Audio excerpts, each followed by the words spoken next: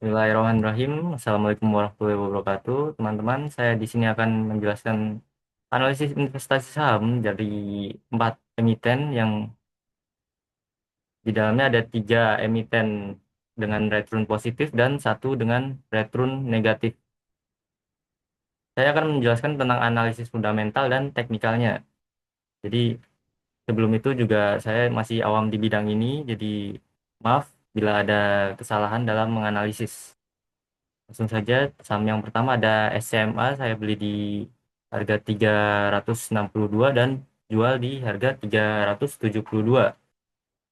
Dengan analisis fundamental, melihat dari kondisi keuangan yang baik, dengan pembagian dividen yang menarik juga, saham ini dapat dikatakan an- merupakan kombinasi dari stabilitas dan potensi berkembang melalui digital, sehingga cocok untuk berinvestasi jangka menengah panjang. Dengan asumsi perusahaan dapat memanfaatkan peluang digital streaming, maka diharapkan nilai intrinsik dari perusahaan ini akan naik dan berpotensi sahamnya upside ya. Terus untuk analisis teknikalnya bisa dilihat di sini sebelumnya chartnya mengalami penurunan yang cukup dalam, maka dari itu saya melihat dari indikator RSI menunjukkan bahwa saham ini berada di bawah 30 poin, yang artinya berada di area oversold di mana kekuatan menjual sudah menurun dan bisa jadi tanda awal terjadinya perubahan tren harga. Jadi begitu. Dan untuk menjualnya dengan alasan fundamental, emiten ini memiliki kondisi keuangan yang sehat, tapi pertumbuhan laba dan ROE tergolong tergolong rendah. Jadi sebagai investor jangka menengah panjang, saya lebih memilih untuk berinvestasi pada perusahaan yang tidak hanya stabil, tapi juga memiliki prospek pertumbuhan yang solid. Selain itu juga, industri media dan hiburan di Indonesia sedang menghadapi beberapa tantangan seperti penggeseran ke digital, kompetisi platform streaming, dan perubahan perilaku konsumen. Dan alasan teknikal pada saat menjual yaitu saya berasumsi bahwa harga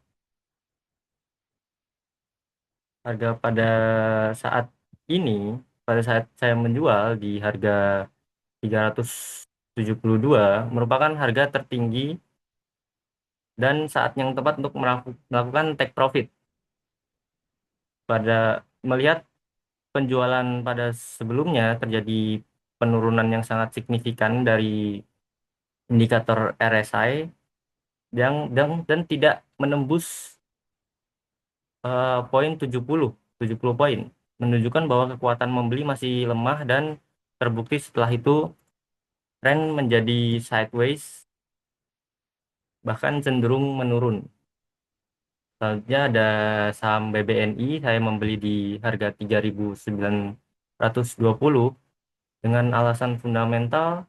Saya memilih saham ini karena pada awal Oktober pemerintah Indonesia berencana menyuntikkan dana sebesar 200 triliun pada bank-bank BUMN untuk mempercepat pertumbuhan ekonomi, termasuk pada bank BNI ini memberikan dapat memberikan pengaruh yang signifikan terhadap bank besar yang akan menjadi penerima dana dan dapat menyalurkan kreditnya lebih lancar lagi. Dan analisis teknikalnya saat membeli yaitu dengan menggunakan tren yang dapat dilihat pada chart ini. Bentar. Tren sedang mengalami fase sideways, bahkan cenderung turun atau downtrend. Tetapi pada saat tanggal 9 Oktober, terdapat candlestick Marubozu Open bullish yang menandakan kekuatan membeli pada saat itu sangat kuat, sehingga dapat menembus garis tren yang menjadi tanda akan terbentuk pola tren baru, yaitu uptrend. Lalu pada saat menjual, saya menjual di harga 4.060 rupiah. Pada saat itu, dengan analisis fundamental, pada saat membeli, valuasi ini sangat menarik. Namun kondisi profitabilitas makin melemah dan potensi downtrendnya meningkat, serta turunnya nilai IHSG pada saat itu semakin meyakinkan saya untuk menjual saham di harga 4.060 perak.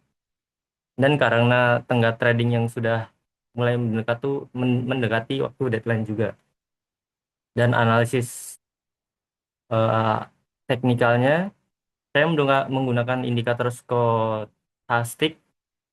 Saya menjual saham di harga 4.060 perak karena melihat grafik yang sudah berada di atas 80 poin yang menandakan area overbought, di mana terjadi di mana menjadi sinyal awal terjadinya perubahan tren.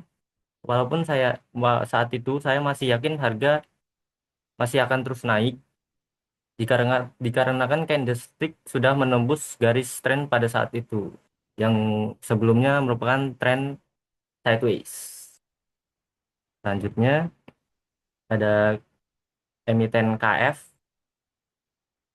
Saya membeli emiten KF di harga 548 rupiah.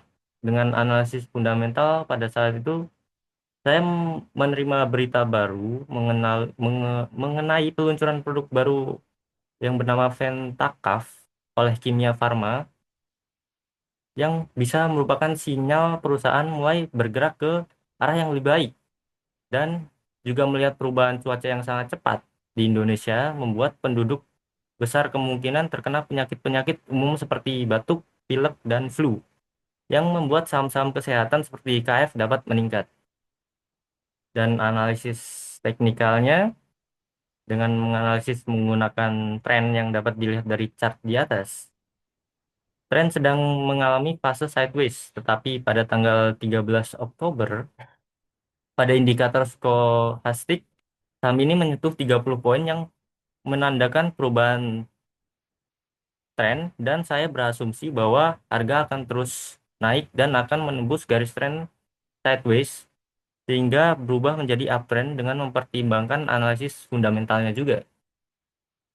Selanjutnya untuk membeli dengan analisis fundamental seperti Kimia Farma masih memiliki kerugian bersih yang sangat besar dan marginnya yang masih negatif. Jadi perusahaan belum menunjukkan bukti yang kuat bahwa bisnisnya telah berbalik ke profitabilitas. Leverage dan resiko keuangan yang tinggi membuat profil resiko saya sebagai investor juga terlalu besar.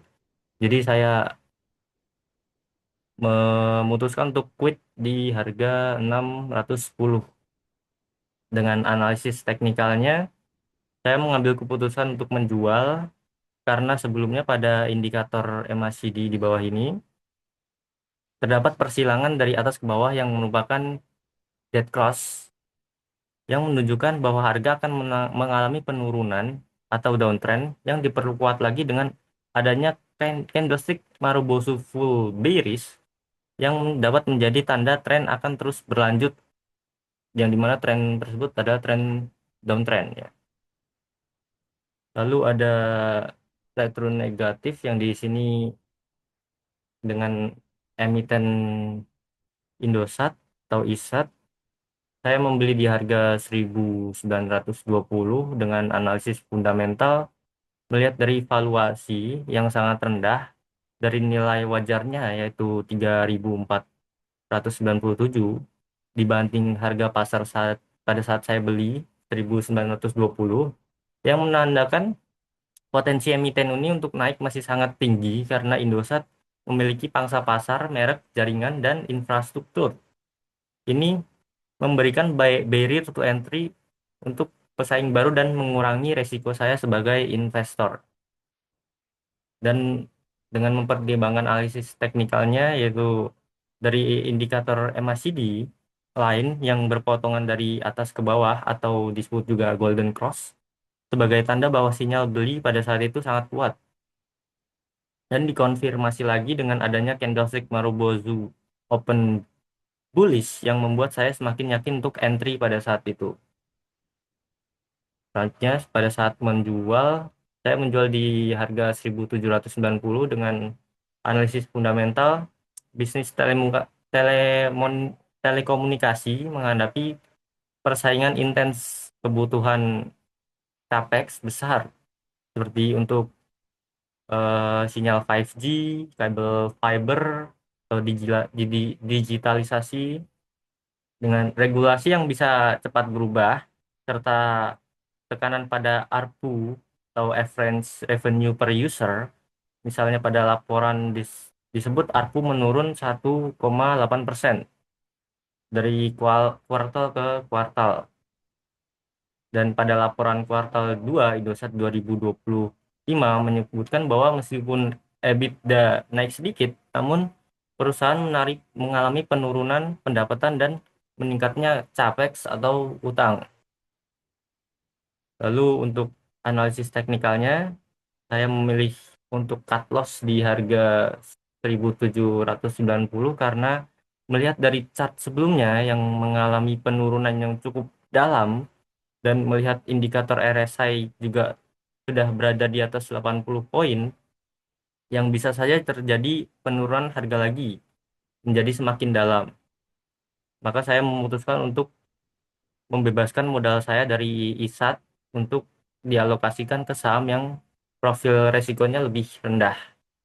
Jadi sekian penjelasan untuk analisis saham ini dari saya. Wassalamualaikum warahmatullahi wabarakatuh. Sebuah